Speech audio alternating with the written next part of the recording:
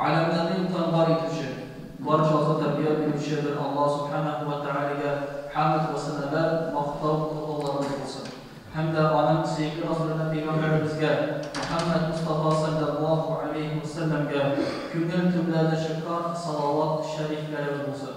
Cennette Allah Teala var, Allah Teala bir, Allah'tan başka ma'bud bir hak yok. Şuna biz Allah'ın birlik, şehadet getirdik. Eşhedü en la ilahe illallah ve eşhedü enne Muhammeden Resulullah beytik. Elhamdülillah, biz Müslümanlar. Şimdi bugün Cuma'ken, hem de bugün Cuma vaazının teması da olsa Allah Teala'ya şükür et. Şükür itabilmek ile cemaat. Allah Subhanahu ve Teala Kur'an-ı Kerim'de لَاِنْ شَكَرْتُمْ لَاَزِيدَنَّكُمْ Eğer şükür etseniz beni artırır mı diyor. Sizden için artırır mı diyor. Birden bulan malların da tağında küfre girir mi diyor Allah Subhanahu ve Teala. Şulaydır, cihirlerini ve küflerini yaratan bir Allah. Her birlerimizde yuftan var iken bir Allah. Hem de bizni aşatmışı hem de düşürmüşü bir Allah. İndi bu bize arttırmaz mı? İndi bu dünyada biz yaşayırız, kaygı görmüyoruz. Elhamdülillah şükür, hazır ikinde elbette bu şehir cillerinde, avul cillerinde de iltenki namazda kileriz. İltenki namazda kileriz, iltenki namazda 10 kişi bula, 15 kişi bula, yarın olsun elhamdülillah şükür, emmedele ki eğitim idik, karanlık isek. Bizim de bir sebep bular idi.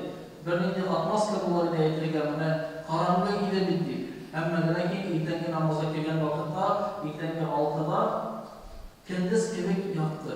Şehir cilinde, avul cilinde şöyle, şehir cilinde de kendisi kebek yaktı. Bütün cilde sanırlar, bütün cilde yaktılık, hatta mesela kendisi de yaktı olmuyor, dilde yaktılıktan gibi. Şoluk mesela eğitimdeki suğumuz salkın değil. Suğumuz salkın, suğularımızda çıkarken buluruz, emmedele ki cemaat biz biliriz, her birimiz ilerimizde cılık kişiler var. Cılık bit. Birimizde salkın sünnet teferat ağlarını bulmadığı. Emmedele ki kaybır vakit Allah'sın diye uyanlar için salkın sünnet teferat ağlarını bulmasın. Elhamdülillah şekilde cılısılarımız var.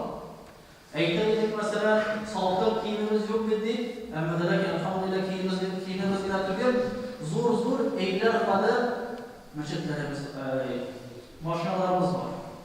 Elhamdülillah şükür, emmedele ki cemaat biz şükür itiriyabiliyatmışız. Şimdi mesela eğer de Allah Subhanahu ve Teala bir yıl yağmur yağdırmasa biz sizleriz olayı birini. Yağmur yok, emmedele ki şehir kişisi anada sizmeyin. Şehir kişisine elle yağmur var, elle yağmur yok. Var ve kaba. Volga itiriyalması zor. Elle bilmi, emmedele ki cemaat bir günde bu dağıtır yağmurdur Allah. Mesela şu an böyle cemaat birden nimetlerine biz şükür itiriyatmışız. Başımızını secden almışak. Ya Rabbim Allah'ım, elhamdülillah şükür, bina bunu bildin. Elhamdülillah şükür, su bildin. Elhamdülillah şükür, bağlarını bildin, sol selamet. Emmedele ki kişi başta vakitte şükür gitmiş olur. Sınırdan indi kaybı hasret bilgenden sın, kişi eğite, Ya Rabbim Allah'ım, ne sebeple sevgine bu kaybı hasretten bilindi bekle. Şöyle bir cemaat. Kaybı hasret bilgenden sınırdan biz ödüyoruz. Rabbim Allah'ım, ne günahım, eşin dünya bu hasretle bildiğinden bekleriz. Emmedele ki cemaat şükür biterler gerek. Allah Teala ve şükür bitseniz arttırın değil. Hem de bir küp misallar şükür bitir durumda. Bir küp misallar nimetlerini bilir durumda. Biz nimetlerini bilirler değişmez. Hem de şu mesela usullar bilen şükür itirge, yani her daim şükür itirge varmak değişmez. Mesela Peygamberimiz eğitiler, hadislerdekiler, Peygamberimiz sallallahu aleyhi ve sellem günahsız. Evet, Allah Teala anı neyse olsa cennete gitti. Başka peygamberlerde de Allah Teala cennete gitti. Bir sağolsuz. Peygamberler bu olana göre hem de indi emmediler ki sevgili Resulümüz Peygamberimiz Muhammed Mustafa sallallahu aleyhi ve sellem günahsız bulsa da kendine nişe takır istiğfar kılmak. Estağfirullah Rabbim gafur indi sonra. Ayşe anamız sarıyken Ya Resulallah niçin ona kadar üzgün şekerlisin? Niçin ona kadar üzgün gazaplısın? Senin günahlarına Allah Teala kişirdi indirdi beydeydi. So'ragan Aisha onamiz radhiyallohu anha Peygamberimiz sallallohu alayhi vasallam aytadi, "Endi Allohning qili shukr qiluvchan bo'ladi deyish tugilmasin" deydi. Peygamberimiz shu aytadi. Peygamberimiz aytadi, hatto gunohlari bo'lmasa, jannat va'da etilgan bo'lsa da, u shukr etgan, istig'for qilgan. Hamda sabras 10 mubashara qilgan. Ya'ni 10 sahaba Allohga Alloh taolo o'zlarining yashagan vaqtlarida u Alloh taoladan siz jannatda deydi. 10 kishiga. Mana hozir bir hazratdan da so'raganlar ekan, hazrat mana pensiyaga chiqishgan namoz o'qisam bo'ladimi ekan deydi. So'raganlar, mana Qozondagi hazratdan. Hazrat javob bergan, bu Habibingda boboy bo'lgan menda Alloh kishiga endi pensiyaga chiqqan namoz o'qisam bo'ladimi deb so'raganda, hazrat aytgan, agarda Alloh taoladan istifroqqa olsam, agar Allohdan istifroqqa olsam, mana shu yerga qadar namoz o'qimasam bo'ladi. Raksat itab namoz o'qimaslar deydi. Hamma lekin hali mana bu zalda ishay eski shu o'tirib, hamma ishay xizmatda mashg'ullarda bo'lgan jumlalar istifroqqa bir kishida yo'q. Istifroqqa olgan kishi yo'q. Shunga ko'ra bizda jamoalar bergan ne'matlarga shukr etishga kerak. Alhamdulillah shukr bilan hatto masjidga kelib o'tirishimizda u big zo'r ne'mat. Alloh taolaga biz o'qimiz bilan "Men yahdillahu fala mudilla lahu va men yudlilhu fala hadiya lahu." Ya'ni kimni Alloh taolo to'g'ri yo'lga bostirdi, u to'g'ri yo'ldan yozmas. Kimni Alloh taolo adashtirdi, u endi Allohdan g'ayri bir kimda ana to'g'riga bostira olmas. Ko'pmagina biz ana boshdan o'qisak da, aydan namoz o'qib, aydan masjidga bor deb aytsak da, bu namozga kelmas. Shunga ko'ra shukr etilganda janobat endi u Allohning ne'mati. Alloh taolo beradi bizga. Mana shukr etib yozgan ekansiz, shukr etasan. Hatto kishilar, har bir kishilar Ramazon oyi aytlar, Ramazon oyida duolar qabul bo'ladi. Kishilar, har bir kishilar Ramazon oyi ketadilar shu Ramazonni, Alloh Ramazonda edi, shu duoni qilirman deb o'ylaydilar. Ammo lekin Ramazon oyi unutadi. Shu duoni qilirman unutadi. Ramazon chiqqandan esda tashla, ammo lekin narsalarda Alloh taolo bu duoni tilamagan. Yani bu dua qiluvimizni tilamagan Alloh taolo. Shunga ko'ra Alloh taoloning tili shu bo'ladi. Hamda biz kelib o'tirishimizda u big zo'r ne'mat.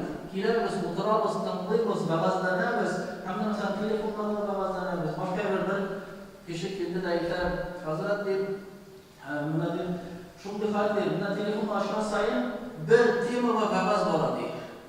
Bir temaga endi bir so'z boradi, shunda bir qadam bor deydi. Alloh taolo yuzak ko'rsatgan ko'rgan ko'zini to'g'riga shulay bir ishlamasga deydi. Balki qaybirlariga sezgansizda Alloh berdi. Mana shulay. Shunga ko'ra shukr etishning bir necha usuli bor. Shukr etishning ayblari bor. Endi birinchi shukr etishning tiri bu bo'lsa, kishi yurak bilan shukr etishga tegish. Yuragi bilan. Yani barliq izdiliklarni, barliq yaxshiliklarni, barliq ne'matlarni Alloh taoladan ekanligini anglab. Narsa bo'lsa Alloh taolaniki. Sog'lik salomat bo'ldi Alloh taolaniki. Boylik bo'ldi Alloh taolaniki, faqirlik bo'ldi Alloh taolaniki. Narsa bo'lsa da biz shukr etishga tegishmiz. Endi yurak bilan, qalbimiz bilan shukr etishga, Allohga tegishmiz yuragimizda. Mana alhamdulillah shukr. Hatta qaysi bir g'ariblar aytadilar, mana aytadi, alhamdulillah. Ha harfi bor desam, ha. U endi yurakka tushadi. Alhamdulillah. Yurakka tushadi, hamda yurak bu aybini sezadi. Yurak bu aybini sezadi, hamda endi yurakda da atashi bor. Sen yurakni poklaysan, yurakni chistalasan, og'laysan. Shu aytib, birinchisi yurak bilan bo'ldi. Hamda endi yurak bilan shukr etgan kishi u eng zo'r darajada. Til bilan, qo'l bilan shukr etib bo'ladi. Alhamdulillah shukr deb aytib bo'ladi deb aytganda, ammo lekin yurak bilan shukr etgan kishi eng zo'r darajada shukr etgan. Andi darajaga yetishga kerak. U darajaga yetib og'ir jamoat shunga ko'ra tirishimiz. Hamda birga tirishib ularga yurak bilan shukr etilgani tirishib qaraylik. Ikkinchisi jamoat til bilan shukr. Biz tilimizda aytiladigan deyishimiz alhamdulillah shukr deb, Allohga shukr deb aytiladigan deyishimiz. Ko'p kishilar bu so'zni aytgan uyaloladi. faydasını alırsın, eytirge. Allah paramızdan. Eytemiz. Hey, Allah'a şükür şuraya benim var ettiğim. Ay Allah. Korka. Nasıl korkan ama? Ama lakin uyduruz bu şeytandandır deyip. Şeytan eytirme bu sözünü. Hatta bir sözüne elhamdülillah deyip eytirge. Şeytan yine girmiyor. Çünkü hatta biz küp olsun. Eytik elhamdülillah deyip. Hatta biz namazda tesbih eytemez bittiğinde elhamdülillah 33 mertebe, elhamdülillah 35 mertebe, subhanallah, Allahu Ekber deyip eytemez. Hamda bizimle eytende de elhamdülillah deyip eytip küngülümüzden eytik. Çok küngülden. Avtomat küngülden diyor ki elhamdülillah. Hatta kasıp işmek diye üzerinde şuraya göreyim. Avtomat gider. Ama de lakin İskan Şerif'in Ebu Babasına hamdeydik. Elhamdülillah. Hamda her bir Allah'a verilen nimetin İskan Şerif. Elhamdülillah sallallahu aleyhi. Elhamdülillah muallum barbin. Elhamdülillah bağlarım barbin. Elhamdülillah namazını okuyaldım. Elhamdülillah şunda var aldım deyip İskan Şerif bekliyor. Şimdi tam birisi, ikincisi ağızlar bilen şeker idi. Ağızlar şeker yani kollarımızdan, ayaklarımızdan, başlarımızdan. Eğer de kişiden soruyorsun iken, sen bende Allah'a şükür edersin dediğime ihtiyaç, her birimize ihtiyaç, elhamdülillah şükür, eytem demektir. Ama da ki şekerli bir eytek günür bilen, telefon eytirek gerek, hem de eşleşisi, hem de bu eşsiler bulmasa, o şeker devam olmuyor. Şunlukla şeker devam olmayı bu arası vardır. Yani namaz, uraza, zekat, hac olsun. Zekatlar, sadakalar olsun, başkası olsun. Şimdi o varsa da şeker itir. Biz şeker iterler. Yani sen namaz okuyorsan iken, bu vakit biz anlıyoruz. Şundan da bu kişi şun şeker iter. Şunlukla şeker iter. Sözlerden tükür. Biz kişinin genelinde kirip tarih aldığımız. Evet, sözünden kişi bu eyber mersatını şuna itiraf olur, söz bilen.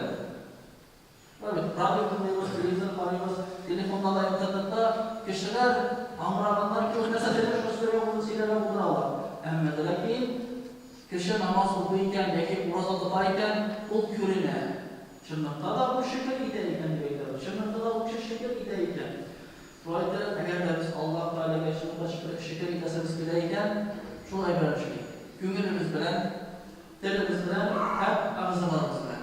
Secdeye gitkenler cide burnumuz secdeye var. Mangayımız, burunumuz, kullarımız, dizlerimiz, ayaklarımız. Her bir ağzımız secdede bulur. Peygamberimiz sallallahu aleyhi ve sellem eyler, her bir kişinin üstünde bulabilir. Nerse? Her bir buğanın için, buğan nerse o buğanın parmak buğanları, kol buğanları için sadaka verir. Yani buğanları için rahmet, şükür edir. Mana cemaat dişik bile alamaz. Mesela duha namazı olsun. İldenki namazdan sonra yaşıkma nasıl buğalarına namaz. İle namazına kadar. Duha namazı olsun. Başka namazlar olsun. Hem de yine sadakaları olsun. Yani bizden 365 buğan. Evet, her birisine de bir sun desek de 365 sun bular. 1000 sun desek de 365 bin bular. Şunlar bir sadaka. Hem de Peygamberimiz başka eyler ilerdi. Mesela La ilahe illallah vahdahu la şerike le lehul mulku ve lehul hamdu ve huve ala kulli şeyin kadir diyen sözlerini, zikirlerini. Belki Subhanallah, elhamdülillah, Allahu Ekber diyen sözlerini. Hem de bu bazılarını buğunlarımızda bulan sadaka. Buğunlarımızda bulan sadaka.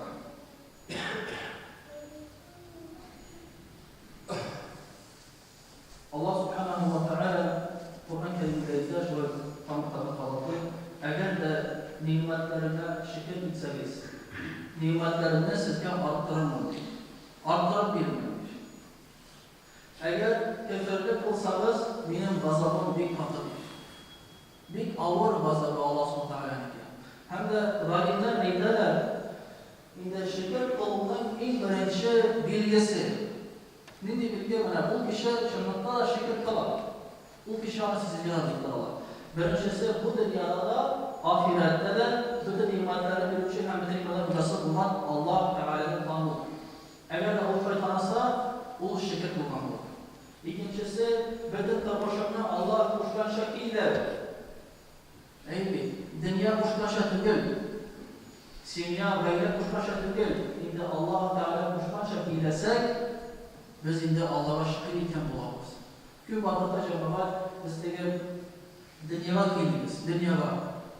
Namazda da sıngarakla o'tirib Cumada da sıngarakla qamdirga o'tirib başka evlerde Allah'ın zekatı harcında mesela dünyada doğru kelmeyi eşim var, hukum var, belki başka evren var de indi biz dünyanın kelmeyiz Allah tarafından atağız. Allah tarafından ikinci plantığı, ikinci evre kaldırırız. Şu ayetleri Allah tarafından tanıp kuşkanların, müddet dıyganların tıyılıp yaşayacak cemaat başkalarından nasip eylesin. Hem de cemaat indi bu turmuşdan gelinin arttırılan eyber şekilden gübrek kılırga Allah Teala bizge başlardan nasip eylesin. Elbette can tanışlığı hem de ten tanışlığı için Allah Subhanahu Teala mal hareket için Allah Subhanahu Teala istiğfar kılırga nasip eylesin Allah Subhanahu Teala tövbeler itile nasip eylesin hem de günahlarımızın tamırga Allah da nasip eylesin. Nuh Aleyhisselam eylemek. Nuh Aleyhisselam üzerinin halığına, kavmine ekten. Eğer de siz istiğfar kılsanız, günahlarınızı tanısanız, يُرْسِلِ السَّمَاءَ عَلَيْكُمْ مِدْرَارًا وَيُمْدِدْكُمْ بِأَمْوَالٍ وَبَنِينَ وَيَجْعَلْ لَكُمْ جَنَّاتٍ وَيَجْعَلْ لَكُمْ أَنْهَارًا. Sizce Allah Subhanahu ve Teala yağmurları yağdırır. Allah Subhanahu ve Teala bağlarınızı arttırır. Belki şunlardadır demografik kriz bizim yapılarımızda. Belki bir şekil iknaya göre Allah Teala bize vermiyor bağlar. Şu var bir mesela Rusya'da kalasak Müslümanlar elhamdülillah memlelere ki bağlar sana eseye var. Gülüşler ki doğuşlar es. Belki bir şekil iknayızdır. وَيُمْدِدْكُمْ بِأَمْوَالٍ وَبَنِينَ وَيَجْعَلْ لَكُمْ جَنَّاتٍ وَيَجْعَلْ لَكُمْ أَنْهَارًا. Allah Teala bize bu dünyada o cennetler bakşalar kılır. Küp nimetlerin bilir, rızıklar bilir. Belki bizim bana çok benzin arttırılmasından, başka beyler arttırılmasından şükür kılmamızdandır. Belki biz şükür kılmamızdır. Şu an Allah Teala bilimleri